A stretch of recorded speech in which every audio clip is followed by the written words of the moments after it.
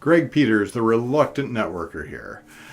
You know, for the past couple of sessions, we've been talking about table barrier syndrome. We talked about what some of the symptoms were, some things to watch out for, and what some of the side effects, some of the consequences of being at an association gathering which was suffering from TBS. So today we're going to talk about what some solutions might be, and I'll come up with 5 of them. So let's start out right away. Solution number 1. When you are going to one of these events, the first thing you absolutely must do is set your goals. Understand how important it is to reach outside of your organization, to not sit with the people you sit with all day at work anyway. You need to sit at other tables. And to do that, it really helps to set those goals. Before you walk in, say, okay, each day I'm here, I want to meet 2. Just 2 new people from different companies. Have that goal in mind so that you know when you walk into the lunch, instead of looking around for the table that has your table tent on it, look around and say, you know what, I haven't met anybody from that company yet. I'm going to go sit down and find out more about them.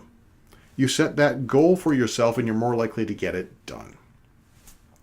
Okay, solution number 2. Look for opportunities to get out of the business mindset. When people are in the business mindset, they tend to think only of business. They tend to focus on their company. They tend to focus on being with their coworkers, and it tends to be very unproductive. Often, these association conferences will have non-business things to do. Not just, and I'm just talking about mixers and such, they might have a golf outing. I went to one that they had, it was a mystery night where you got to sit at tables and you had actors coming around and telling you this mystery, and the whole goal was for your team to try and solve it. And when you go to those things, try to be with other organizations, be with people you haven't met yet. That's going to give you the most bang for your buck when you attend those. So look for those opportunities to be something other than a business person. All right. On related lines, and solution number 3 is look for, or if you're the organizer, create opportunities to mix. One of the challenges with kind of the standard way of doing things, lunches, everybody grabs their food and they sit down at the table. So you really can only talk to the people on either side of you, which is kind of limiting, especially if you sit with your own company. Don't do that. What you want to do is go to things which are more mixable. And I'm thinking specifically of those receptions. If you see the reception and everyone is standing and all you have are standing tables and there are very few of those, that's a great opportunity. Go to that because it really forces you to go in to meet 1 or 2 people at a time, have a 5-minute conversation, and then move on to the next person. That's what you want. It gives you so many opportunities to connect outside your organization. It's almost designed that way. Okay, solution number 4. If you are in a leadership position and you are bringing in a team to go to this particular event, it's up to you to model the behaviors you want them to display. So you might sit them down at the beginning of this particular conference and say, all right, guys, this is what we're going to do. We are not going to be sitting together. That's not going to get us the benefits we want out of this particular event. I am going to go around to different tables. I'm going to meet people from different companies. My goal is to meet 2 or 3 people from other companies. That's going to be your goal too. At the end of the day, we'll get together. We maybe stop off at the bar, go out for dinner, whatever it is, and we're going to review the people that we met and talk about, are there any ways that we could do some strategic relationships with them, some partnerships of some kind? Were there some resources that you uncovered?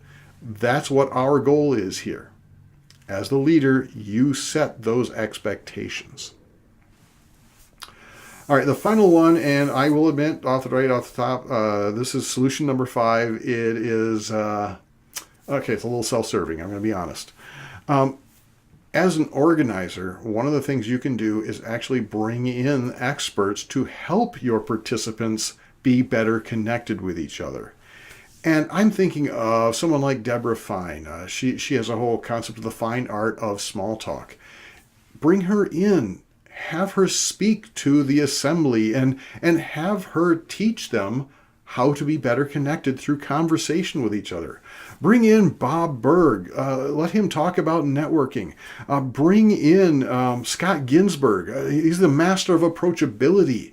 Have them come in and teach your people about how to connect with each other, how to be more engaged with each other, and as a result, get more benefit from gathering together than just having a bunch of meals in a room. And hey, if you want, bring in the reluctant networker. I know that there are probably one or two of them in your audience, and I can understand that. I can help them out too. So if you'd like to learn a little bit more about how you can do that, you can go to www.thereluctantnetworker.com. Or if you have any questions, feel free to email me at gpeters@thereluctantnetworker.com. I'd love to chat with you again. Feel free to put some comments down below if you know of any other solutions to the challenge of table barrier syndrome. Feel free to subscribe. We're, of course, going to be coming out with many more great ideas on great networking practice. And until we meet again, go out and make some great connections.